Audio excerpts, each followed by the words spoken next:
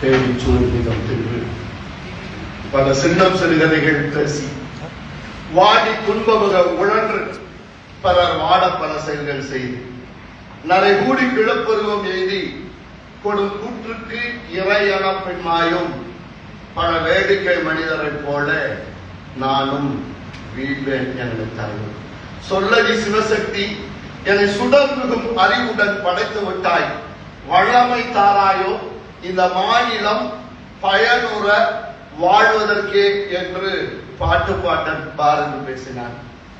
வாழ்வது என்பது வேறு, பிழைப்பது என்பது வேறு. உயிரோடு இருப்பது என்பது வேறு, உயிர்ப்போடு இருப்பது என்பது வேறு. ஒரு கூட்டத்துல ஒரு நிகழ்ச்சியில ஒருத்தர் உயிரோடு இருக்காரு அப்படிங்கிறது என்ன தெரியுமா அடையாளம்? வந்தவனும் போயிடலாம்னா பேசிக்கிட்டே இருக்காங்க அப்படின்னு மனசுக்குள்ள சில பேர் நினைச்சுட்டே இருப்பாரு. சில பேர் பாத்தீங்கன்னா இந்த கொடுக்குற ஸ்நாக்ஸ் எல்லாம் கொடுத்துட்டா நாங்க மட்டும் சாப்பிட்டு போயிட்டே இருப்போம்ல, எதுக்கு இதை போய் பேசிக்கிட்டே இருக்கிறீங்க அப்படின்னு சில பேர் நினைச்சுட்டே இருப்பாங்க. இன்னும் சில பேரு நமக்கு தெரியாத என்ன தெரிஞ்ச பேசிட போறாங்க, நம்மளும் உட்கார வச்சுக்கிட்டே இருக்காங்க இப்படி நினைச்சுக்கிட்டே இருப்பாங்க. இதெல்லாம் உயிரோடு இருக்கிறார்கள் என்பதற்கான அடையாளம். என் அன்பார்ந்த இளைய நண்பர்களே, எவன் ஒருவன் அல்லது எவள் ஒருத்தி தான் வாழ்கிற காலத்தில் தனக்கும் பயன்பட்டு தமிழுக்கும் பயன்பட்டு சமூகத்துக்கும் பயன்படுகிற மாதிரி வாழ்ந்து விட்டு மறைகிறார்களோ அவர்கள்தான் உயிர்ப்போடு கூடிய வாழ்க்கை வாழ்கிறார்கள் என்ற அர்த்தம். ஒரு உயிர்ப்போடு கூடிய மனிதர்கள் எல்லாம் கூடியிருக்கிற இந்த அரங்கத்தில் உங்களை எல்லாம் சந்திக்கவும் ஒரு சில விஷயங்கள் குறித்து சிந்திக்கவும் கிடைத்த வாய்ப்புக்கு நான் முதலில் நன்றி தெரிவித்துக் கொள்கிறேன். என்னுடைய வணக்கத்தை தெரிவிக்கிறேன். நான் மேடைக்காக சொல்லவில்லை. தமிழ்நாட்டின் பல்வேறு கல்வி நிறுவனங்களில் சென்று நான் தொடர்ந்து பேசிக்கொண்டே இருக்கிறேன். ஆனால் இங்கே வருகிற போது எனக்கு ஒரு எமோஷனல் கனெக்ட் இருக்கிறது என்பதை நான் முதலில் பதிவு செய்ய விரும்புகிறேன். அதில் குறிப்பாக தமிழ்நாட்டில் செயல்பட்டு கொண்டிருக்கிற கல்வி நிறுவனங்களில் நம்முடைய விநாயகா மிஷன் மற்றும் அதனுடைய சார்ந்த நிறுவனங்கள் நடத்துகிற நிறுவனங்கள் என்பது உச்சம் தொட்டிருக்கிறது.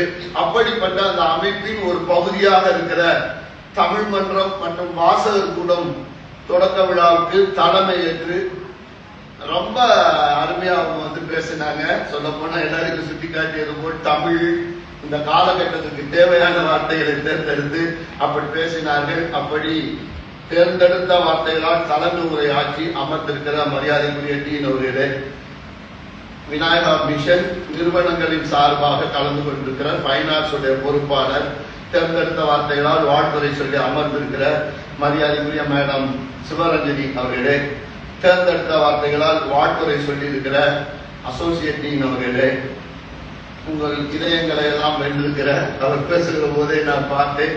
மிகுந்த கலவழியோடு நீங்கள் அவரை வரவேற்றீர்கள். அப்படி உங்களிடத்தில் மிகச் சிறப்பான பணியாற்றி கொண்டிருக்கிற மரியாதைக்குரிய டாக்டர் ஜெயச்சந்திரன் அவர்களே, டாக்டர் கார்த்திக் அவர்களே, இந்த நிகழ்விலே பாரதிதாசனுடைய மிக அருமையான ஒரு பாடலை மிக ஈடுபாட்டோடு பாடிவிட்டு உங்கள் கைதட்டங்களை பெற்று சென்றிருக்கிற சகோதர சகோதரிகளே, தமிழும் ஆங்கிலமும் கலந்து இந்த நிகழ்வை மிகச் சிறப்பாக தொகுத்து வழங்கி கொண்டிருக்கிற சகோதர சகோதரிகளே, இந்த வாசகர் கூடம் மற்றும் தமிழ் மன்றம் ஆகியவற்றுக்கு பொறுப்பேற்று இந்த காலத்திலேயே மிகுந்த உற்சாகத்தோடு இதெல்லாம் நாங்கள் ஈடுபட்டுக் கொண்டிருக்கிறோம் என்று செயல்பட்டுக் கொண்டிருக்கிற என் இளைய நண்பர்களே, நிகழ்விலே கலந்து கொண்டு சிறப்பு செய்து கொண்டிருக்கிற சகோதர சகோதரிகளே, அப்புறம் ஒரு காலத்துல படிச்சு முடிச்சு வேலைக்கு போய் ஒரு ஸ்டேட்டஸை அடைய வேண்டும் என்று நாம் நினைத்துக் கொண்டிருந்தோம்.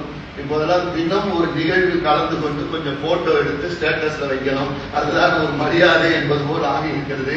அப்படிப்பட்ட இந்த சூழலில் தங்களுடைய புகைப்பட குறிப்புகளால் அல்லது வாட்ஸ்அப்பில் வந்திருக்கிற குறிப்புகளால் இந்த நிகழ்வை மிகச்சிறந்த நிகழ்வாக மாற்ற உதவ இருக்கிற நண்பர்களே, என்னை அறிமுகப்படுத்தி பேசி இருக்கிற இளைய நண்பர் அவர்களே, இந்த வாய்ப்பை எனக்கு ஏற்படுத்தி தருவதில் உதவிகரமாக இருந்த, இன்னும் சொல்ல போனால் எங்களுடைய எல்லா காலகட்டங்களிலும் எங்களோடு தொடர்ந்து இலக்கிய பணி மற்ற பணியெல்லாம் தொடர்ந்து வந்து கொண்டிருக்கிற உங்கள் டாக்டர் அஜித் அவர்களே, உங்கள் அனைவரையும் முதலில் நான் வணங்கி மகிழ்கிறேன்.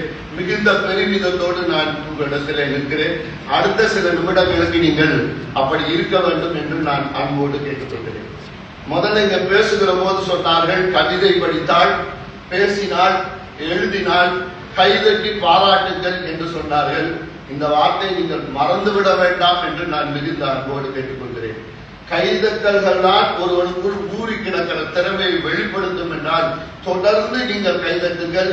இன்றைக்கு தொடங்கி இருக்கிற இந்த தமிழ் மன்றமும் வாசகர் கூடமும் வாய்ப்பு இருக்கிற போதெல்லாம் கூடி நல்ல கல்வியாளர்களை, பேச்சாளர்களை, எழுத்தாளர்களை நீங்கள் உருவாக்க வேண்டும் என்று நான் அன்போடு கேட்டுக்கொள்கிறேன்.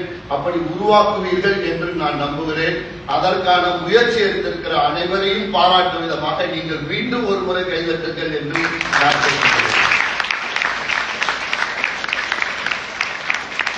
எனக்கு நம்பிக்கை இருக்கிறது, இப்போது இந்த வரிசையில் இருக்கிற நீங்கள் அடுத்த 20 ஆண்டுகள் கழித்து தமிழ்நாட்டின் மேடைகளில் இந்த வரிசையில் வந்து அமர்வீர்கள் என்று நான் நம்புகிறேன்.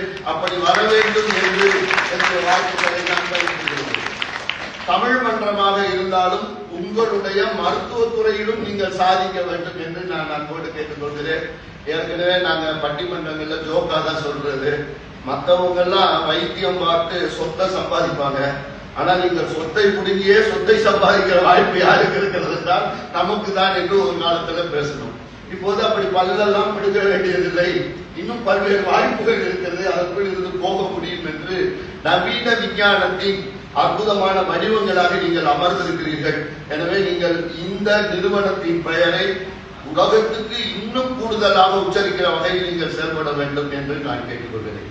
அப்புறம் நிகழ்வின் தொடக்கமாக ஒரு குத்துவிளக்கு நாம் ஏற்றி வைத்தோம், ரொம்ப பொருத்தமானது. இந்த நிகழ்வை நடத்துவதற்காக இந்த நாளை தேர்ந்தெடுத்திருக்கிற டீன், அசோசியேட் டீன் மற்றும் இந்த டீமுக்கு நான் நன்றி சொல்ல விரும்புகிறேன். ஒரு ஃப்ரைடேயை நீங்கள் குட் ஃப்ரைடே ஆக்கியிருக்கிறீர்கள், ஒரு ஃப்ரைடேயை நீங்கள் குட் ஃப்ரைடே ஆக்கியிருக்கிறீர்கள்.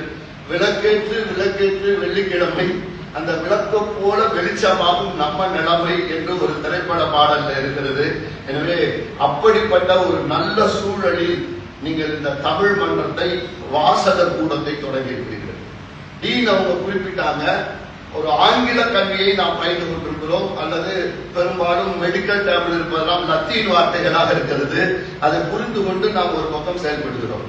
நான் முதலிலேயே உங்களிடத்தில் ஒரு வேண்டுகோள் வைக்கிறேன், எல்லா மொழிகளையும் கற்றுக்கொள்ளுங்கள், ஆனால் தமிழ் மொழியின் மீது பற்றுக்கொள்ளுங்கள் என்று நான் அன்போடு கேட்டுக்கொள்கிறேன்.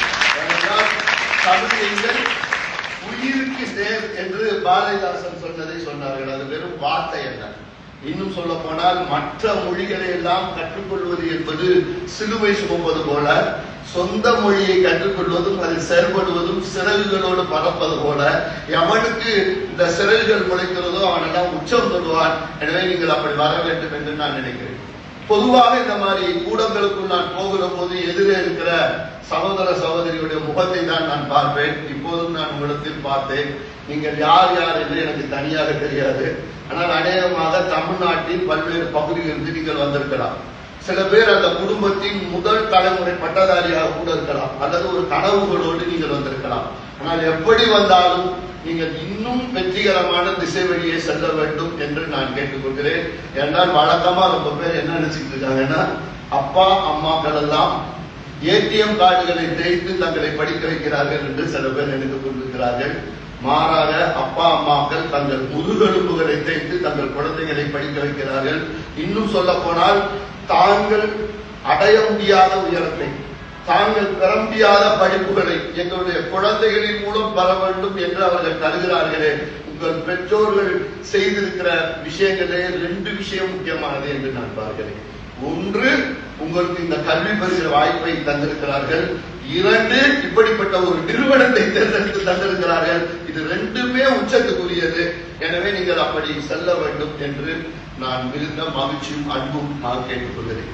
அப்புறம் இப்போதெல்லாம் பொதுவாக பார்க்கும் பழக்கம் அதிகரித்திருக்கிறது, படிக்கும் பழக்கம் குறைந்து போயிருக்கிறது. இங்க இருக்கிற நண்பர்கள் எல்லாம் கூட சொன்னாங்க, தொலைக்காட்சியில எல்லாம் டிவி வருகிறாருன்னு. நாங்க போவோம், எங்கிட்ட நிறைய பேர் வித்தியாசமான கேள்வி கேட்பாங்க. ஒரு ஊர்ல போய் குடும்பம் எல்லாம் எப்படி நடக்குது அப்படின்னு கேட்டேன். இவன் சொன்னா குடும்பம் அதான் முடிஞ்சு போச்சு அப்படின்னு. முடிஞ்சு போச்சா? சொல்லவே இல்லை அப்படின்னு. சொல்லிட்டுதான் சார் செஞ்சாங்க. குடும்பம் குலவிளக்கெல்லாம் அந்த காலத்து தொடர் சார், இப்ப சிறகடிக்க ஆசை மாதிரியான தொடர் சார் இருக்கு அப்படின்னா. இதை நான் எதற்காக சொல்லுகிறேன் என்றால், மேலோட்டமாக பார்க்கிற பார்வை என்பது இப்போது அதிகரித்து விட்டது. மாறாக எதையும் ஆழமாக புரிந்து கொண்டு செல்கிற போது அது நமக்கு பயன் தரக்கூடியதாக இருக்கிறது. அதனால் நான் புத்தக வாசிப்பை செய்யுங்கள் என்று உங்களுக்கு நினைவூட்டுவதற்காக இந்த அமைப்பை இவர்கள் தொடங்கி இருக்கிறார்கள். நான் ஒன்று சொல்ல விரும்புகிறேன். ஒரு மனிதனாக இருந்தால் வாழ்நாளில் சில 1000 பக்கங்களையாவது படிக்க வேண்டும், சில 100 பக்கங்களையாவது படிக்க வேண்டும். எனக்கு நம்பிக்கை இருக்கிறது. இளம்பிறையே உன் வறுமையை நினைத்து நீ வருந்தாதே, உன்னுள் தான் ஒரு பூரண சந்திரன் புதைந்து கிடக்கிறான் என்று மகாகவி இவ்வாறு சொன்னான். நான் சொல்கிறேன், இங்கே இருக்கிறவர்களில் சில பேர் நாளைக்கு வைரமுத்து மாதிரி மேடைகளில் ஜொலிக்க மாட்டார்கள் என்று யாராலும் சொல்லாமல் இருக்க முடியுமா? அல்லது இவர்கள் பேச்சாளராக மலர முடியாதா? இவர்களுடைய மருத்துவ பணிக்கு இடையிலேயே ஒரு சின்ன ரிலாக்ஸாக புத்தகங்களும் மற்றவர்களும் எழுத மாட்டார்கள் என்று யார் சவால் விட முடியும்? நான் சொல்கிறேன், நிச்சயம் உங்களால் முடியும். அதற்கான திறவுகோல் தான் இது என்று நீங்கள் நினைவில் வைத்துக் கொள்ளுங்கள். எத்தனையோ நாட்களை இந்த கல்லூரியிலே நீங்கள் சந்தித்திருப்பீர்கள். ஆனால் இன்றைய நாள் இனிய நாள் என்று நீங்கள் புரிந்து கொள்ளுங்கள். கரித்துண்டின் கிறுக்கல்கள் போல் வந்து போகிற நாட்களுக்கு மத்தியில் இந்த நாள் தான் ஒரு வானவில் நாளாக மலர்ந்திருக்கிறது. நம்முடைய மருத்துவத்துறைக்கு வெளியே இருந்து பேச்சு, எழுத்து, கவிதை என்றெல்லாம் நாம் பார்த்து கொண்டே இருக்கிறோம். உங்களுக்கு ஒன்று தெரியுமா? ஒரு காலத்துல களிமண் பலகைகளில் எழுதி அதை சுட்டு புத்தகங்களாக படித்தார்கள். பிறகு பனை ஓலையில் அப்படி எழுதி புத்தகங்களாக படித்தார்கள். பிறகு பேப்பர் கண்டுபிடிக்கப்பட்ட பிறகு அச்சடிக்கப்பட்ட புத்தகங்களாக இருந்தது. இப்போது அதையெல்லாம் தாண்டி நாம் ஒரு PDF உலகத்தில் வாழ்ந்து கொண்டே இருக்கிறோம். யாரையும் சொக்கடப்படுறதுக்காக நான் சொல்ல, ஃபார்வர்ட் மெசேஜஸ் நிறைய இருக்கிறது தவிர எழுதுவது கொஞ்சம் குறைவாக ஒரு பக்கம் போய்கொண்டே இருக்கிறது. அதுலயும் சட்டங்கு மாதிரி ஃபார்வர்ட் பண்ணலாம். அன்னைக்கு ஒருத்தன் பார்த்தா நண்பர் ராமச்சந்திரன் மறைந்தார் அப்படின்னு போட்டா மகிழ்ச்சி அப்படின்னு போடுறான். இல்லை, அதுக்கு மகிழ்ச்சியும் போடக்கூடாதுடா, கண்ணீரை தெளிவு போடணும்டா. அப்ப என்னன்னா ஒரு சடங்கு மாதிரியான ஒரு வாழ்க்கை வாழ்ந்து கொண்டே இருக்கிறோம். நான் சொல்கிறேன், சடங்கு மாதிரியான வாழ்க்கை நம்மிடத்தில் ஒரு பதட்டத்தை கொண்டு வந்து தருமே தவிர மகிழ்ச்சியை தராது. அது எது தரும் என்றால், நானும் ஒரு படைப்பாளி, எனக்குள் சில கவிதைகளை எழுதினேன் அல்லது ஒரு புத்தகம் எழுதினேன், மக்களிடத்தில் கொண்டு போனேன், நண்பர்கள் விரும்புகிறார் போல் நான் பேசினேன் என்றெல்லாம் எவனுக்கு ஒரு சுய திருப்தியான வாழ்க்கை வருகிறதோ அவர்கள் தான் வெற்றிகரமாக வெல்ல முடியும். நான் ஒன்று சொல்ல வேண்டியது, உங்க அப்பா அம்மாக்களை சொல்லியிருப்பாங்க, இந்த உலகத்தில் ஜெயிக்க வேண்டும் என்றால் 2 தேவை. ஒன்று ஜனக்கட்டு அல்லது பணக்கட்டு. பணக்கட்டை வைத்துக் கொண்டு ஒரு சில விஷயங்களை சாதிக்க முடியும். ஆனால் ஜனக்கட்டை வைத்துக் கொண்டு சாதிக்க வேண்டும் என்றால் அதற்கு நம்மிடத்தில் இன்னும் கூடுதலான திறமைகளை நாம் வளர்த்து கொள்ள வேண்டும். இப்ப நான் என்ன சொல்றேன்னா, இந்த மன்றத்தை தொடங்கி அடுத்தடுத்த நிகழ்வுகளில் உங்களிடம் ஒரு பாட்டு பாடுங்கள், கவிதை எழுதுங்க, பேசுங்கன்னு சொன்ன தயங்காதீங்க. வரம் கொடுக்கும் தேவதைகள் வந்தபோது தூங்கினேன், வந்தபோது தூங்கிவிட்டு வாழ்க்கையெல்லாம் ஏங்கினேன் என்று கவிஞர் மேத்தா சொல்றாரு. ஒரு தடவை தான் நம்மளை கூப்பிடுவாங்க, ஒரு தடவை தான் நம்மளை பேச வைப்பாங்க. ஒன்னும் சங்கடம் இல்லை. நீங்க அஜித் மாதிரி மற்ற நண்பர்கள் மாதிரி இருப்பவர்கள் தான் என்பதால் நான் ஒரு உண்மையை உங்களிடத்துல நான் சொல்றேன். நான் அரசு மேல்நிலை பள்ளி கரம்புக்குடி அங்க ஒரு ஸ்கூல்ல தான் படிச்சேன். இப்ப நான் அந்த மேடையில தான் முத அவுத்துறேன். அதாவது எனக்கு முதல் பேச கொடுக்கப்பட்ட தலைப்பு பாரதியார். எங்களோட தமிழ் ஆசிரியர் குருநாதன் ஒருத்தர் அந்த பேச்சை தயார் பண்ணி கொடுத்தார். இப்போதும் அவரை வணங்கி விட்டு தான் நான் தொடர்கிறேன். அப்ப கொண்டு போனாங்க. இப்போ ஒரு சுவாரஸ்யம் சொல்ற பாருங்க, மேடையில பேசிக்கிட்டு இருக்கும் போது பேசிட்டே இருக்காங்க அப்படின்னு தோணுது இல்ல, அவங்களை கூப்பிட்டு பேச வச்சு பாருங்க பார்ப்போம். ஆகஸ்ட் 15 அன்னைக்கு குடியரசு தின வாழ்த்துக்களை தெரிவித்துக் கொள்கிறேன். வரவேற்புரை சொல்ல சொன்னா நன்றி உரை சொல்ல வாய்ப்பு தந்ததற்கு நன்றி அப்படின்னு மறுபடியும் ஆரம்பம். சில பேருக்கு கீழே இருக்கிற வரைக்கும் எல்லாமே ஞாபகம் இருக்கும், மேல போனவொன்னு அப்படியே தந்தி அடிக்க ஆரம்பிச்சிடும். இதுதான் சூழல். பாரதியார் குடிச்சிட்டாங்க, ஏறிட்டாங்க, மேடையில நின்று அப்படியே தொடர்ந்து வாங்க. போய் நின்ன உடனே எனக்கு எல்லாமே மறந்து போச்சு. அப்படியே இந்த செல்போன் பார்த்தவங்களுக்குலாம் ஒரு சில செகண்ட் பிளாக் அவுட்னு சொல்றோம்ல, அந்த மாதிரி அப்படி நான் நிக்கிறேன். கொஞ்சம் சுதாரிச்சுக்கிட்டு நான் பேச எடுத்துக்கொண்டிருக்கிற தலைப்பு அப்படின்னு இப்படி சுத்தினேன். அப்புறம் இந்த பக்கம் நான் பேச எடுத்துக்கொண்டிருக்கிற தலைப்பு அப்படின்னு எரிக்க இருந்து ஒரு பையன் கேட்டான், அது என்ன காத்தலை ஆடா எழுதிருக்கு அப்படின்னு கேட்டான். பதட்டம் ஆயிட்டேன். பின்னாடி வந்தார் எங்க தமிழாசிரியர்களே, மானத்தை காப்பாத்துறா, பாரதியாரா அப்படின்னாரு. நல்லா கவனிங்கன்னா, நான் பேச எடுத்துக்கொண்டிருக்கிற தலைப்பு பாதிரியார் பாதிரியார் அப்படின்னு. இல்லே பாதிரியார் இல்லடா, பாரதியாரா அப்படின்னாரு. முடிஞ்சு போச்சுங்க. எப்படியா சமாளிக்கிறது இருந்துட்டு பாரதியார் பாரதியார் பாரதியார், சின்னச்சாமி இருக்கும் சின்னச்சாமி இருக்கும், லட்சுமி அம்மா இருக்கும் லட்சுமி அம்மா இருக்கும், எட்டயபுரம் எட்டயபுரம் எட்டயபுரம் அப்படி திருப்பி திருப்பி கீரல் விழுந்தாரு மாதிரி சொல்லிக்கிட்டே இருந்தேன். இப்பதான் கிளைமாக்ஸ். சார் வந்தாரு பின்னாடி, மானத்தை காப்பாத்துறா, இதோடு உரையை முடித்துக் கொள்கிறேன்னு சொல்லிட்டு வந்துடுறா அப்படின்னாரு. நான் இன்னும் பதட்டமாகி இதோடு என் உயிரை முடித்துக் கொள்கிறேன் அப்படின்னு சொன்னேன். ரெண்டு ஒண்ணுதான்டா. இப்ப வந்து பேசி உயிரெடுக்க போற, பிறகு ஒவ்வொரு வீட்லயா போய் பேசி உயிரெடுக்க போற, நீ பாத்துக்கடா. நண்பர்களே, இந்த மேடையில் சொல்ல எனக்கு மிகவும் உணர்ச்சிகரமாக இருக்கிறது. அன்றைக்கு எனக்கு ஒரு முதல் பரிசாக ஒரு சோப்பு டப்பா கொடுத்தாங்க. அவ்வளவுதான். அந்த காலத்துல கொண்டு போய் எங்க அம்மாட்ட கொடுத்தேன். அது எப்படிப்பட்ட உறவு என்பதற்காகவும் சேர்த்து நான் சொல்கிறேன். எங்க அம்மா சொன்னாங்க, நீ நல்லா தாண்டா பேசியிருப்ப. அதான் அம்மா, என்ன இவங்கதான் உன்னை கிண்டல் அடிச்சிருப்பாங்க, ஒன்றும் பிரச்சனை இல்ல. இப்படி பேசி நீ வாங்கி கொண்டு வந்திருக்கிற ஒரு பிளாஸ்டிக் சோப்பு டப்பாவுக்குள்ள சாதாரண சோப்பு வச்சாலும் சந்தானம் மாதிரி இல்ல மனதும், உன்னால முடியுண்டா போடாங்க. அவர்கள் சொன்னதை இப்போது நான் கொஞ்சம் கவித்துவமாக உங்களிடத்தில் சொல்கிறேன். அன்று இரவு முழுவதும் எனக்கு தூக்கமில்லை. 600 பேர் இருக்கிற ஒரு பள்ளிக்கூடத்திலிருந்து எனக்கு தானே அந்த சான்ஸ் கொடுத்தாங்க, அதை நான் ஒழுங்கா பயன்படுத்தலே என்று வருத்தப்பட்டு கொண்டிருந்தேன். அப்போது நான் ஒரு முடிவெடுத்தேன். இந்த பேச்சை தட்டு தடுமாறி பேசுகிற டிவி வருங்காலத்தில் பேசுகிறான் என்றால் கேட்பதற்காக ஆயிரக்கணக்கில் மக்கள் கூடுவது போல் வர வேண்டும், தொலைக்காட்சி நிகழ்ச்சிகளில் பங்கேற்க வேண்டும் என்று நான் சபதம் எடுத்தேன். இன்றைக்கு நான் நிற்கிறேன். அப்போது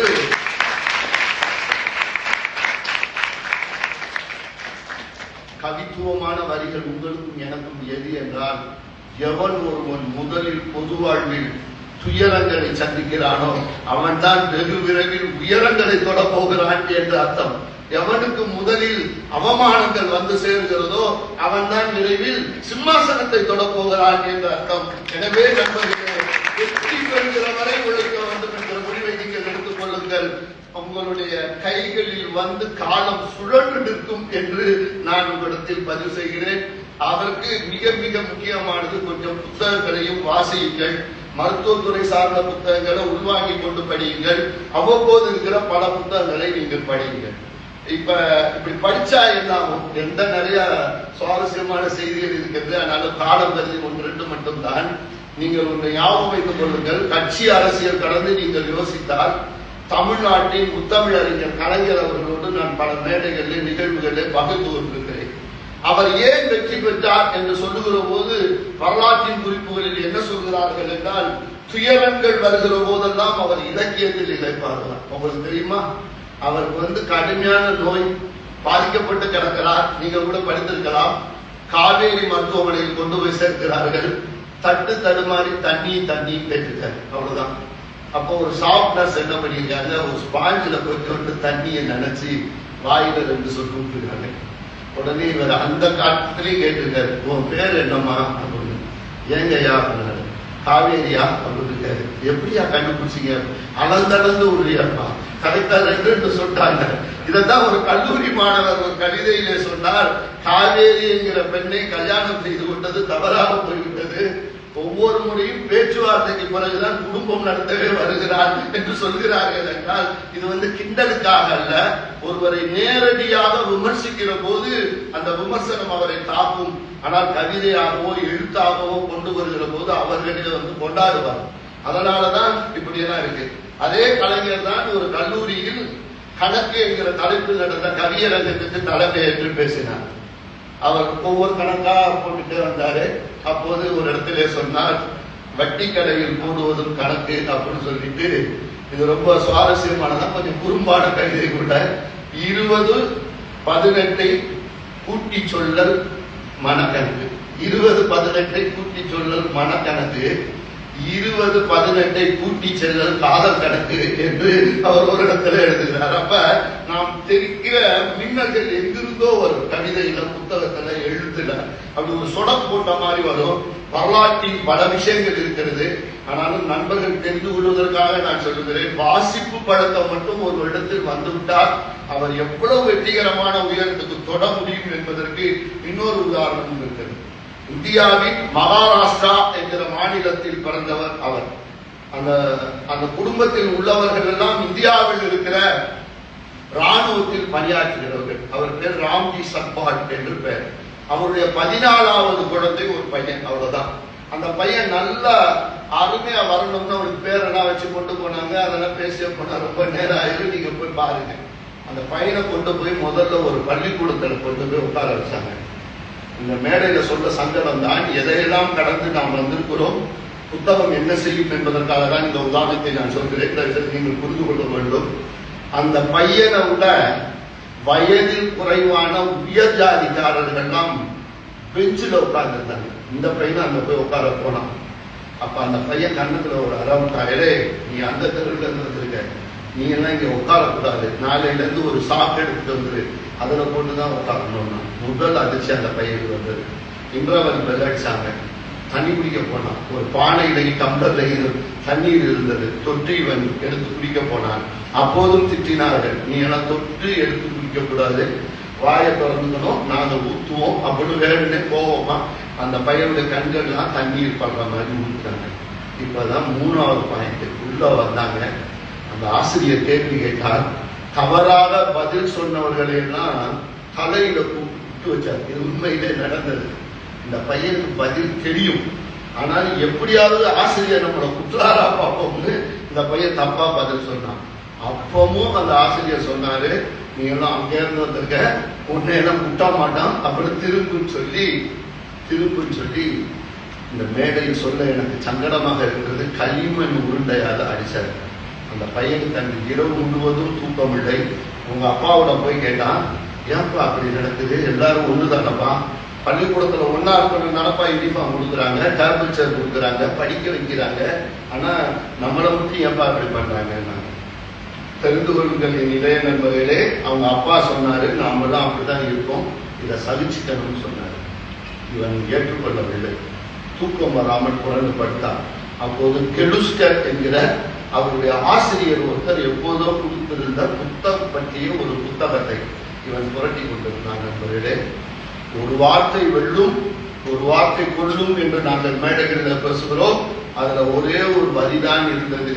அந்த வரி என்னவென்றால், நீங்கள் பலியாடுகளாக இருந்தால் உங்களை கோயில் வாசலில் பலியிடத்தான் செய்வார்கள். இது ரொம்ப உங்களுக்கும் எனக்கும் சேர்த்து. நீங்கள் பலியாடுகளாக இருந்தால் உங்களை கோயில் வாசலில் பலியிடத்தான் செய்வார்கள். நீங்கள் சிங்கங்களாக இருந்தால் மட்டும்தான் இந்த ஜெகத்தை ஜெயிக்க முடியும் என்கிற வரி அதற்குள் இருந்தது. அப்போது இந்த பையன் சொன்னான், எந்த பள்ளிக்கூடத்தில் என்னை தொட்டு அமரக்கூடாது என்று சொன்னார்களோ, எந்த பள்ளிக்கூடத்தில் நான் தண்ணீர் குடிக்க கூடாது என்று சொன்னார்களோ, எந்த பள்ளிக்கூடத்தில் எனக்கு ஜாதியின் பெயரால் அவமானங்கள் இழைக்கப்பட்டதோ, அந்த பள்ளிக்கூடத்தில் மட்டுமல்ல, இந்தியா முழுக்க இருக்கிற பள்ளிக்கூடங்களில் என்னுடைய படத்தை மாட்டுவதுதான் பெருமை என்பது போல் நான் வளர்வேன் என்று அந்த பையன் வந்தான். பரோடா மன்னர் தந்த 25 ரூபாய் நன்கொடையோடு போய் படித்தான். இன்னும் ஒரு விஷயத்தை நான் சொல்லுகிறேன். லண்டனில் இருந்த மியூசியத்தில் இருந்த அனைத்து புத்தகங்களையும் உலகத்திலேயே படித்தவர்கள் 2 பேர் தான். ஒருவர் மாமேதை மார்க்ஸ், இன்னொருவர் இந்த பையன். இப்ப நான் கிளைமாக்ஸை உடைச்சிடுறேன். அந்த பையன் யார் என்றால், இந்திய அரசியல் அமைப்பு சட்டத்தை உருவாக்கி தந்த டாக்டர் பாபா சாஹேப் அம்பேத்கர் என்றால் படிப்புதான் ஒருவருடைய உச்சத்துக்கு கொண்டு போகிறது. சக்தி ஒன்றுமே புரட்சி செய் என்று அவர் ஒரு வார்த்தை சொன்னார். இன்னொரு உண்மையை நீங்கள் தெரிந்து கொள்ளுங்கள். உலகத்திலேயே அதிக சிலை வைக்கப்பட்டிருப்பது யாருக்கு என்றால் ஜீசஸ் கிறிஸ்துவே. இந்தியாவிலேயே அதிக சிலை வைக்கப்பட்டிருப்பது யாருக்கு என்றால் அம்பேத்கருக்கு. இன்னும் ஒரு புள்ளிவரம் இருக்கிறது. அவருடைய மார்பளவு சிலையோ அல்லது 6 உயர சிலையோ சேர்த்து 6 லட்சம் சிலைகள் அம்பேத்கருக்கு வைக்கப்பட்டிருக்கிறது. தமிழ்நாட்டிலேயே அதிகம் சிறை வைக்கப்பட்டிருப்பது யார் என்றால் பேரறிஞர் அண்ணாவுக்கு. அதற்காக தான் நான் பில்டப் பண்ணிட்டு வந்தேன். என்றால் பேரறிஞர் அண்ணா தான் தமிழ் மொழிக்கான குரலை கொடுத்தவர். ஒரு சின்ன புள்ளிவரத்தை மட்டும் நீங்கள் மனதில் உள்வாங்கிக் கொள்ளுங்கள். உலகம் முழுக்க ஒரு காலத்தில் 17,500 மொழிகள் பேசப்பட்டு வந்தன. இப்போது 7,100 மொழிகள் தான் இருக்கிறது. டீன் அவர்களும் உங்க மற்ற ப்ரொஃபசர்ஸ் எல்லாரும் சொன்னது கூட அதுதான்.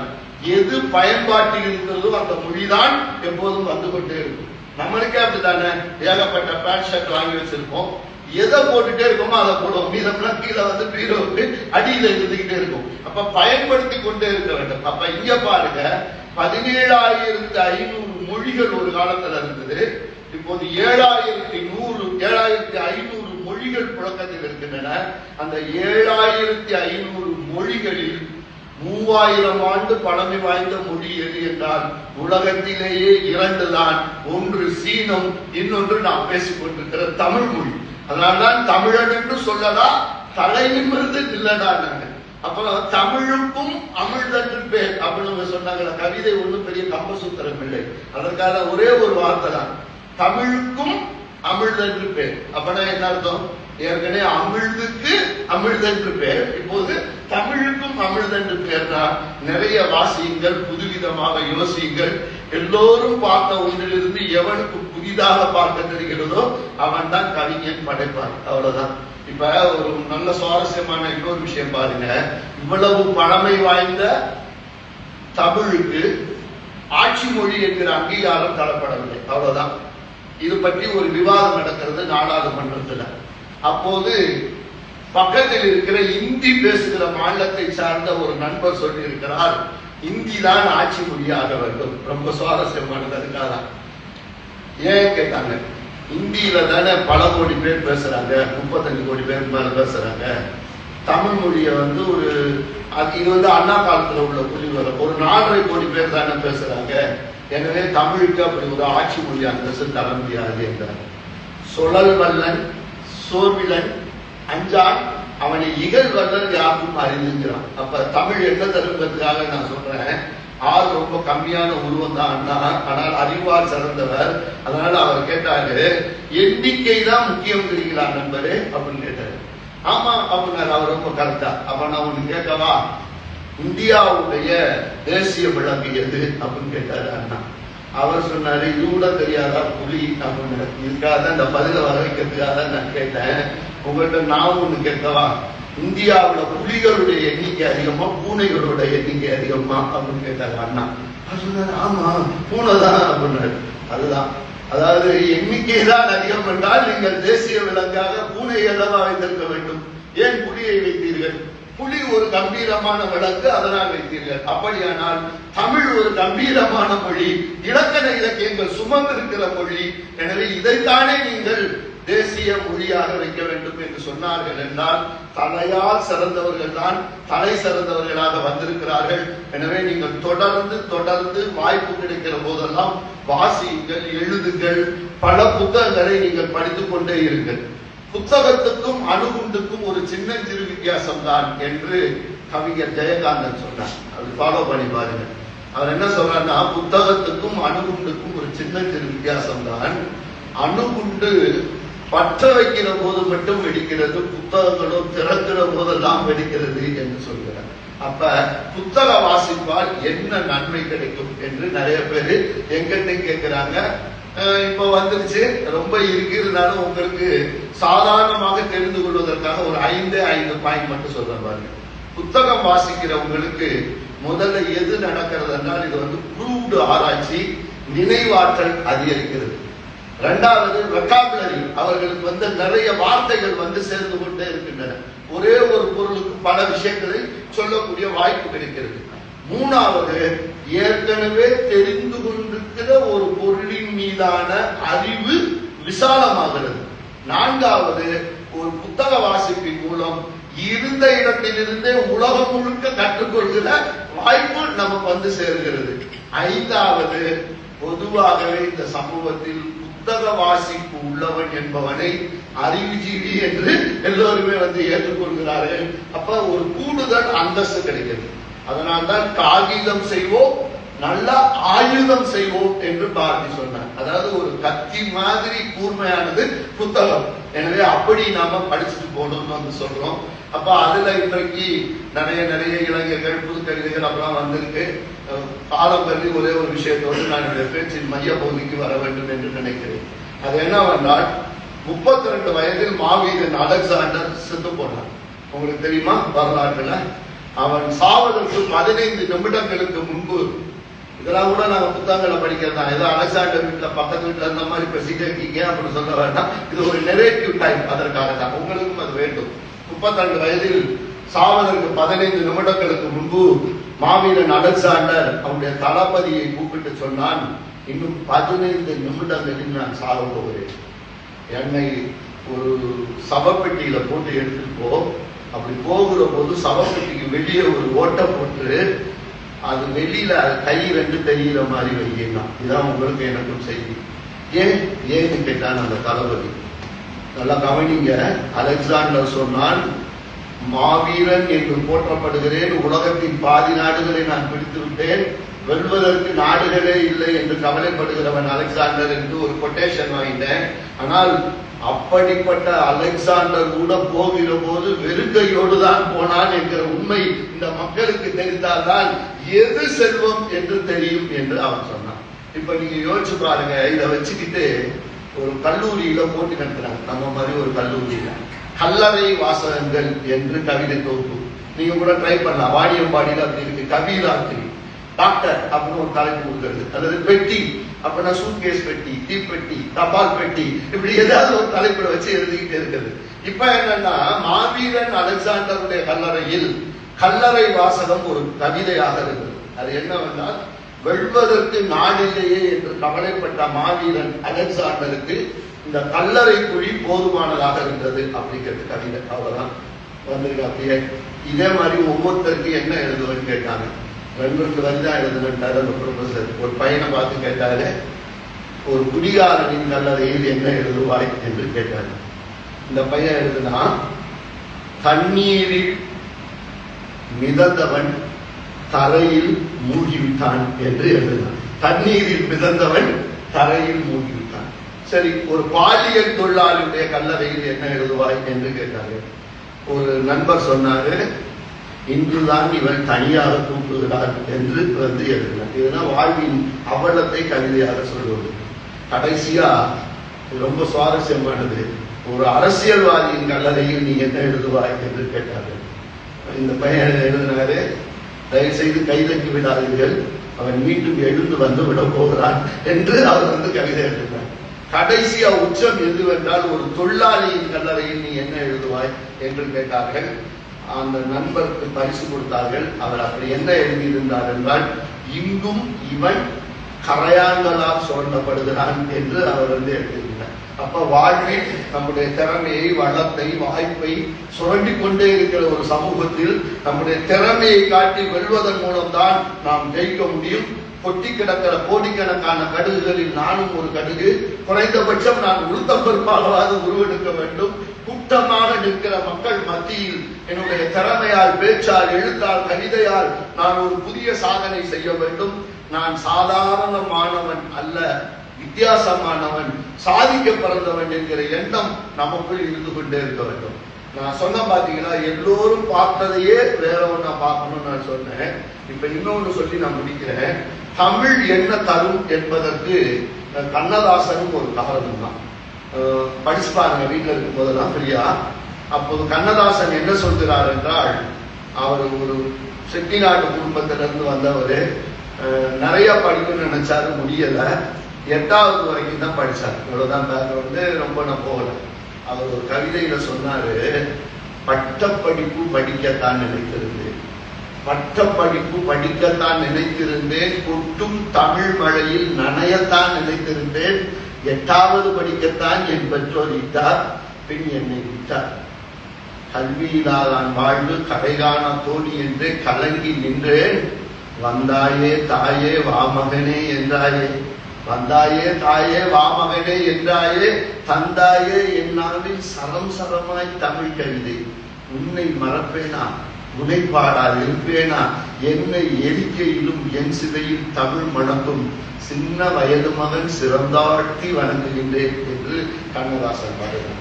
இப்ப நீங்க யோசிச்சு பாருங்க, கண்ணதாசனுடைய ஒரிஜினல் பெயர் முத்தையா.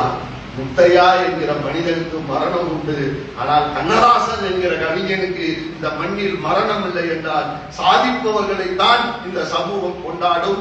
இன்னமும் கூட நான் சொல்லுகிறேன், சமூக அக்கறை உள்ள கவிஞன் என்கிற வகையில் சாதி தலைவர்களுக்கு பின்னால் போய் சீரழிகிற இந்த சமூகம் சாதித்தவர்களுக்கு பின்னால் வர வேண்டும் என்றால் அவர்களிடத்தில் படிக்க வேண்டும், எழுத வேண்டும் என்கிற ஆர்வம் வந்து சேர வேண்டும்.